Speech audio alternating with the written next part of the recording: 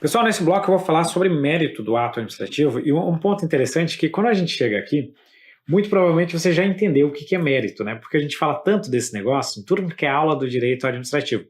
Mas aqui eu só quero pegar um bloco específico para explicar para vocês o que é o mérito. O mérito, essencialmente, é a margem de liberdade que o ordenamento jurídico outorga para o agente público. Então, muitas vezes o agente público ele vai ter um limite, que é essa margem de liberdade. Nós também falamos que aqui existe um juízo de conveniência e oportunidade. Esse juízo de conveniência e oportunidade, ele é denominado então de mérito, tá? Falando isso aqui, nós estamos falando então do mérito do ato administrativo, que é o juízo de conveniência e oportunidade, é a margem de liberdade que a lei outorga para o agente público. Como é que funciona esse mérito? Esse mérito ele nunca é ilimitado, tá? Essa margem de liberdade ela nunca vai ser indefinida. Ela sempre vai acontecer dentro dos limites estabelecidos em lei. Então, naturalmente, quando um agente público pratica um ato administrativo, esse ato ele vai ter algumas balizas previstas na lei. Então, a lei, vamos supor que isso aqui é a lei. Ó. A lei ela pega e fala para a autoridade pública o seguinte: você pode aplicar a um servidor público uma suspensão pelo prazo de até 90 dias. Então, quando ela fala até 90 dias, ela está estabelecendo limites. Então, veja, eu tenho de um lado de cá o meu limite mínimo. No caso ali seria um dia, no caso da suspensão, né? E do lado de lá, eu vou ter o meu limite máximo. Posso aplicar até 90 dias. Então, eu tenho que observar esse limite. O limite vai do 1, que seria o mínimo, chegando no máximo, que seria o 90. Eu posso aplicar algo fora desse limite? Por exemplo, eu poderia chegar aqui e aplicar a esse servidor público uma sanção de 120 dias? Não, não poderia aplicar 120 dias, porque eu estaria extrapolando os limites previstos em lei. Então, esse limite está dentro da lei. Não é só a lei que eu tenho que analisar aqui também. Existe uma outra coisa que eu tenho que observar, que é o que a gente chama de razoabilidade e proporcionalidade. Toma cuidado com isso aqui, que é aqui que eu vejo a maior confusão de alguns alunos. A razoabilidade e a proporcionalidade, eles limitam a discricionariedade administrativa. É como se você estabelecesse mini fatias aqui. Então, por exemplo, assim, ó, aqui são as sanções mais leves, aqui seriam as sanções por irregularidades intermediárias, e aqui no final você aplicaria as sanções pelas irregularidades mais graves. Veja, isso não está necessariamente na lei, mas a lei meio que, a razoabilidade e a proporcionalidade meio que criam mais ou menos esses, dentro de uma margem de liberdade ali, dão uma diminuída nisso, para evitar que um servidor cometa uma irregularidade mínima, assim, média no máximo, e você já taque 90 dias de suspensão contra esse servidor. Então vai gerar essa razoabilidade e a proporcionalidade. Só toma cuidado. Isso não é invadir o mérito. O ato desarrazoado, desproporcional, é um ato ilegal, é um ato passível de anulação pelo Poder Judiciário. Não se trata de controle de mérito. O que a razoabilidade e a proporcionalidade fazem é diminuir o espaço do mérito, mas não são controle de mérito do ato administrativo. O que a administração pública faz quando o ato é discricionário, quando existe mérito? Significa dizer que a administração pública pode valorar os motivos e escolher o objeto do ato. Exemplo, eu vou suspender o servidor público por um prazo X. O que vai acontecer? Eu vou analisar qual foi, vou dizer que eu apliquei aqui 30 dias. Eu vou analisar qual foi o motivo, qual a infração que ele cometeu, para definir qual é o objeto, o prazo da suspensão. Por que eu estou punindo ele? Esse é o motivo. Qual o prazo que eu vou aplicar? 30 dias. Isso que é exame de mérito.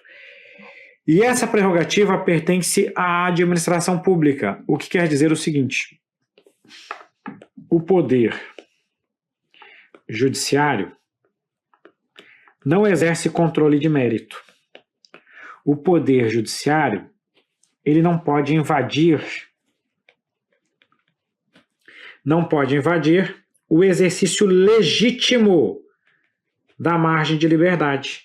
Ele não pode invadir o mérito do ato administrativo. O Porque se ele fizesse isso, o judiciário estaria saindo de um controle de legalidade, que é a sua função, estaria exercendo um controle de mérito, que é uma atribuição da própria administração pública. Professor, mas o judiciário não pode exercer controle de mérito no exercício da função administrativa? Quando estiver exercendo as suas próprias atribuições atípicas, né? A função administrativa atípica? Pode, mas aí, né, a questão tem que trazer todas essas informações para a gente. Genericamente falando, o judiciário não controla mérito, porque a gente está falando do judiciário exercendo a função jurisdicional.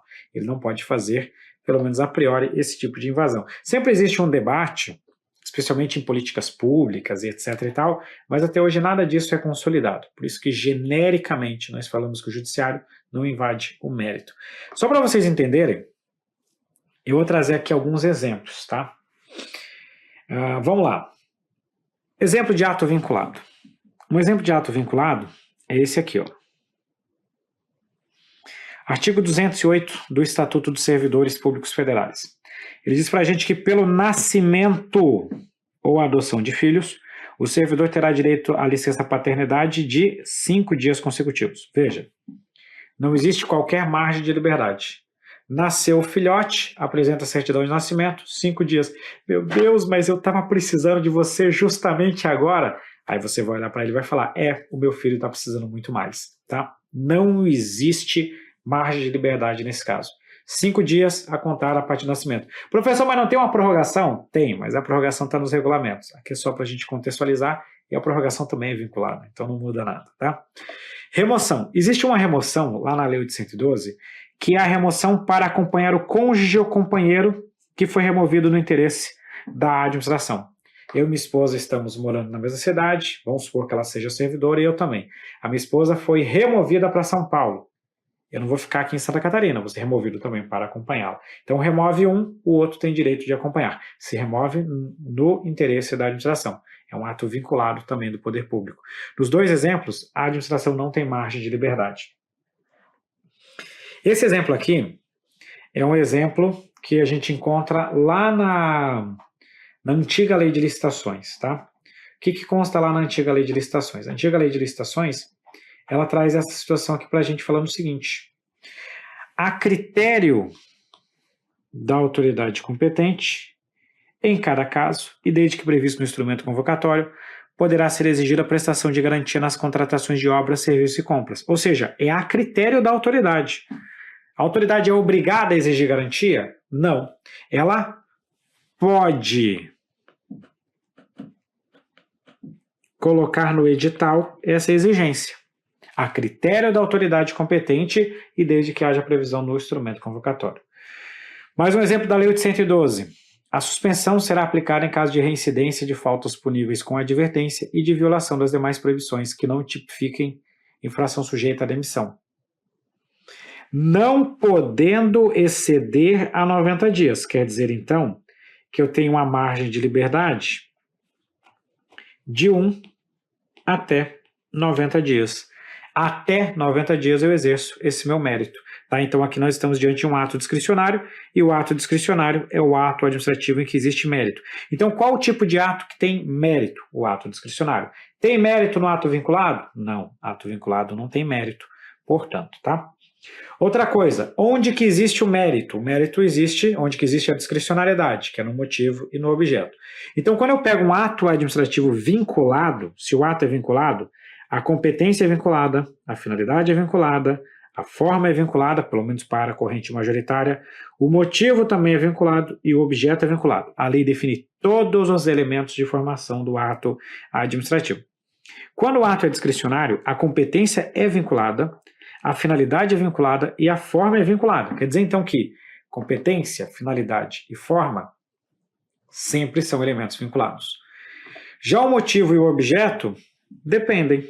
O motivo e o objeto, eles podem ser discricionários, porque você vai fazer a valoração do motivo para definir o objeto. Exemplo, eu posso exonerar um ocupante de cargo ou comissão por qualquer motivo. É um ato discricionário. Qualquer razão pode justificar a exoneração do servidor que ocupa cargo em comissão. Beleza, vamos resolver a questão. Na discricionariedade administrativa, o agente possui alguns limites à ação voluntária, tais como o ordenamento jurídico, estabelecido para o caso concreto, a competência do agente ou órgão. Qualquer ato promovido fora desses limites será considerada arbitrariedade na atividade administrativa. Veja só. A questão trouxe assim, ó, na discricionariedade administrativa, o agente possui limites. Ótimo, porque todo ato possui limites. Ele nunca é absolutamente discricionário. Quais são os limites? O ordenamento jurídico, né, a lei, do que ela prevê para o caso concreto. A lei estabelece limites. Também tem que observar a competência. Vou voltar para a lei 812, ela pega e fala para a gente o seguinte: você pode aplicar uma suspensão de até 90 dias, mas tem um grupo de autoridades que só pode aplicar a suspensão até 30 dias. Do 30 para o 90, ou até o 90 de fato, é uma outra autoridade. Então eu tenho que observar qual que é a competência daquele agente ou do órgão. Isso é verdade.